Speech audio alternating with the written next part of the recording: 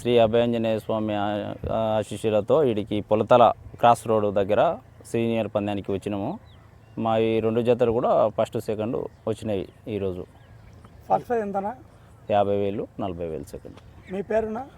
రాయవరం రామచంద్రారెడ్డి, లింగాల మండలం, నాగర్ కర్నూలు జిల్లా, తెలంగాణ రాష్ట్రం.